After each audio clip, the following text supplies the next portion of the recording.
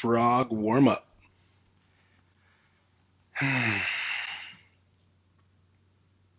Starting off from having just completed your breathing,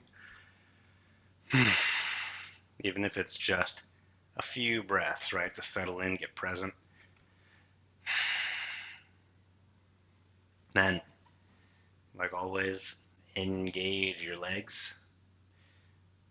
Toes pointing towards the ceiling, thighs rolling in, get long on your mat from your head to your hips to your heels. Nice long line. Your breathing is set, so you're breathing into your belly, right? And then from there, you're going to lift the heel up just 1 inch. You're going to plug the femur bone right into your hip socket. Keep breathing steady, and then take the leg straight up. Do it nice and slowly. And once you get to the very top of wherever your range of motion is, whatever you can accomplish with a straight leg, right? It doesn't matter if you can do this and your leg gets all bent out of shape. Straighten the leg, and wherever you get to, that's your spot. From here, the left toe, the left heel is on the ground, and you're pressing into the ground. You turn your right foot out to the right a little bit. You start to make some circles. The left leg is active and strong, anchoring your body, so that way the only thing moving is your right leg. You're not bobbing side to side. The left side of your body is heavy to the ground, and then you switch directions, working to keep both legs straight. We're going to keep the right alignment of both toes. 3, 2, 1. You pause. Bring your hands, interlace them behind your head. And then look up so that way you can see your left toes. Both legs are straight. My elbows are reaching. And I'm drawing in right underneath my belly button, that transverse abdominis, drawing that corset in, or that resting belt. And then lift the left heel into the air. Ooh, look at Tremble of Truth. Right leg comes down. They both meet. Tap, squeeze. And I lift the right leg up again. And then I lower down. Tap, squeeze. Bring it back up. Lower down. Tap, squeeze. And 3. And down. And 4. And down. And 5. Now, I'm going to drop the right heel down all the way. I'm going to lift the left leg up.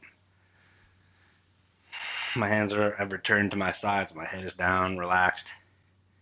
And I'm setting up the straight legs. Left toes turned out, right toes towards the ceiling. Once that's all in check, hip circles. Circle it out, make a circle on the ceiling, or wherever your foot happens to be pointing. Staying strong with the rest of your body.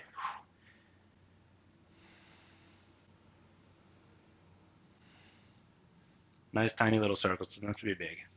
And then switch directions.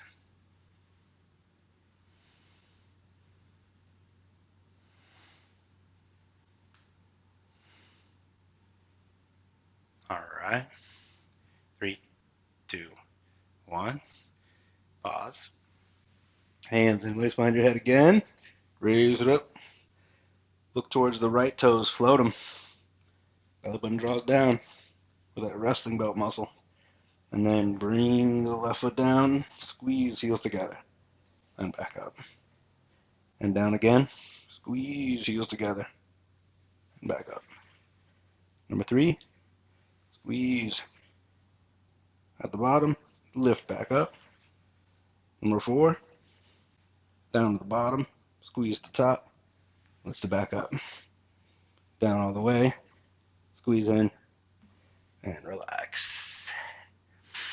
And then you just cross one shin over the other and roll onto all fours. We're going to do a few bird dogs. Would it be easier to see if I do this? Makes me feel better. So from a tight quadruped setup, palms are right under shoulders, and my triceps rolling in, knees right under hips. I'm gonna bring some activation into the core, make sure my spine is neutral and I can breathe, right? And then with the exhale, kick the right leg straight back, right? Not so far back that I start to lose the integrity of the core, right? And my spine bends, arches. I don't want that. Belly button drawing up, straight line from head to heel. Then I'm gonna add on hand, reaching. Then connect elbow to knee, squeeze, and lift. And set it down. Same thing other side. Left leg's gonna kick straight back. Make sure that my core is set, my arms are set. Maintain the balance. Right hand reaches, and then connect elbow to knee underneath. Squeeze and lift it, and set it in. Round two, similar. We're going to up the ante on the balance a little bit. So it's going to be knees on the ground, but feet floating. Kick the leg straight back. Raise the left hand straight forward. All those cues for setting up that quadruped position come into place. Squeeze elbow to knee. Lift. Set it down. Because those are what keep me in balance, core active and strong. Left leg kicks back. Right hand reaches forward. Connect elbow to knee. Squeeze and lift. And set it down. Last time through, maybe you decide to repeat one of the ones we've done already. Maybe you're kicking it up to level 3, which would be toes tucked on the ground, knees lifted. Find that, and then kick the leg straight back. And raise the left hand straight forward. Connect elbow to knee underneath. Own it. Squeeze and lift. Set it down. Same thing other side. Left leg goes back. Core strong, shoulders strong. Right hand reaches forward. Elbow and knee connect. Squeeze and lift. Set it down. Set everything down. From here, warm up and up the hips a little bit. I'm going to do the right side, which is away from the camera, but we'll get both. The right knee is bent and the right heel is kicking up towards the ceiling. Draw the belly button up and then work the knee out to the side, fire hydrant. With the belly button up and the shoulders back, you should be able to maintain this position and press into the ground under the left knee. See the difference? If I'm doing it like this versus if I'm doing it like this, it feels different. Believe that. And bring right knee through the middle like a field goal. And then send it right back in the direction that it came. Nice big wide circle out to fire hydrant. Every single angle within that path of travel is work. Don't just look for front, back, side. Look for every single degree in that circle. And making your way back to the back. Right leg in and under, same thing, left side. Firming up the standing position. Left leg goes up. Left knee is bent. Right? Reactive into the ground, pressing down my right knee, which is where I get the power to move my left hip. Fire hydrant. Field goal. And then sweep it back. Sweep, sweep, sweep. Wide, wide, wide. Fire hydrant. Hold it for a second. All the way. Donkey kick is what I call this. And then in and under. Next move, similar. Except the leg is straight this time. Starting on the right leg. Straight back. Kick it. Same cues as before. Shoulders, arm twist, belly button, So then when I slide my right foot out to the right, the rest of my body sitting pretty. Doesn't need to move. There's no accordioning action happening through the core, right? Everything is set.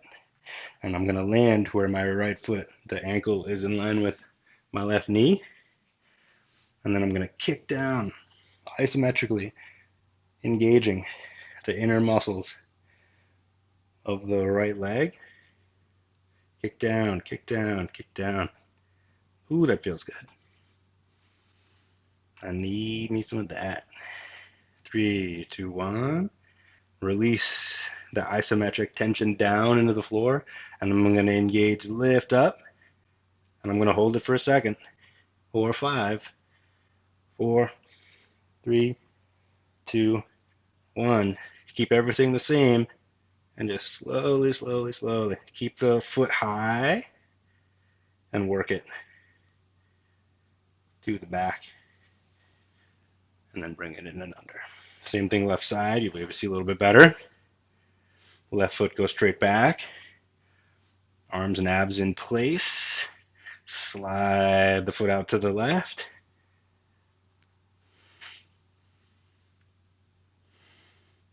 Place it down so that the ankle's in line with the knee. And we'll watch and see if your hips have shifted. You want to have your right hip right over your right knee. So if you need to make some adjustments in order for that to be the case, do that. And then start kicking down, kick down, kick down, kick down.